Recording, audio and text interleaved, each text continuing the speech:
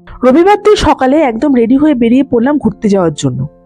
প্রতিদিন কিন্তু আমরা চা বাগানের পাশ ধরে কিন্তু পাহাড়ের চূড়ায় চলে যাই, কিন্তু আজকে ভাবলাম চা বাগানটাই ভালো করে ঘুরতে যাব। জায়গাটা কেরালা মনে হলো, এটা কিন্তু কেরালা না, এটা হচ্ছে আমাদের পশ্চিমবঙ্গের রোহিণীর ওপরে একটা জায়গা। জায়গাটা এতটা সুন্দর, জায়গাটার যে রাস্তাটা কিন্তু বেশি সুন্দর ছিল। রাস্তাটা আপনাদের সাথে আমি পরে শেয়ার করছি, প্রথমে আমাদের যে ভিউ পয়েন্ট সেটাই আপনাদের সাথে শেয়ার করছি। আর এটাই সেই রেস্টুরেন্ট যার ভেতর দিয়ে কিন্তু রাস্তাটা, সরু রাস্তা ধরে কিন্তু যেতে হবে একদম ভিউ পয়েন্টে। এটা অ্যাকচুয়ালি রাস্তা না, এটা একটা বাড়ির ভেতরে কিন্তু একটা সরু একটা গলি।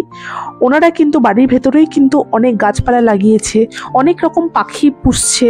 তো ওটা দেখতে দেখতেই কিন্তু ভিডিও বানিয়ে কিন্তু আমরা কিন্তু উপরের দিকে যাচ্ছিলাম। এখানে কিন্তু পাশে কিন্তু অনেকগুলো ফলেরও গাছ ছিল, আর অনেক কিন্তু সবজিরও গাছ ছিল। জায়গাটা কিন্তু খুব একটা পরিষ্কার না হলেও এই জায়গাটা পার হয়ে যখন উপরের দিকে যাচ্ছিলাম না, ভিউ পয়েন্টটা কিন্তু ছিল খুব সুন্দর।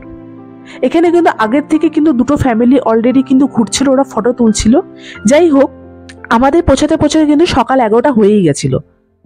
ওপরে উঠে দেখি কিন্তু ওখানে কিন্তু বসার অনেকগুলো সিট করা আছে। আর আমরা কিন্তু দুটো ওয়াই ওয়াই অর্ডার করে দিয়েছিলাম। নিচের তুলনায় কিন্তু পাহাড়ে একটু কস্টলি হয়, কিন্তু খেতে কিন্তু খুব সুন্দর ছিল। ওখানে কিন্তু মোটামুটি আমরা 2 ঘন্টা বসে কিন্তু প্রাকৃতিক সৌন্দর্য উপলব্ধি করছিলাম।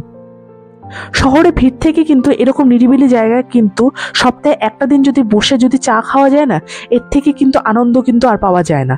এটাই কিন্তু আমাদের সারা সপ্তাহকে কাজ করার যে একটা আমাদের উৎসাহ যোগায়। যাই হোক, ওখান থেকে কিন্তু আমরা খেয়ে দিয়ে বেরিয়ে গেলাম আমরা যে রাস্তাটা ধরে। রাস্তাটা ছিল অসাধারণ, দুই পাশে ছিল চা বাগান আর মাঝখান দিয়ে ছিল রাস্তাটা। এত সুন্দর লাগছিল দেখতে, না দেখলে কিন্তু আপনারা কিন্তু এই সৌন্দর্য কিন্তু উপলব্ধি করতে পারবেন না। এমনও কিন্তু কিছু দূর না শিলিগুড়ি থেকে, আর মোটামুটি কিন্তু 1 ঘন্টার মধ্যেই কিন্তু শিলিগুড়ির থেকে এই জায়গাটা কিন্তু পৌঁছে যাওয়া যায়। আমি কিন্তু রোহিণীতে অনেকবার গেছি, কিন্তু আপার রোহিণীটা যে এত সুন্দর এটা কিন্তু আমার জানা ছিল না। ওখানে কিছুক্ষণ দাঁড়ালাম, তারপরে ওখান থেকে আমরা বেরিয়ে গেলাম দুপুরবেলা খাওয়ার জন্য। আর গিয়েছিলাম আরেকটু ওপরে।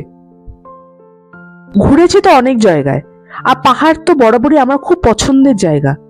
আর জায়গাটা যেহেতু বেশি দূরেও না বাড়ির থেকে, এই জায়গায় যে আমি আবার যাব না সেটা কিন্তু হতেই পারে না।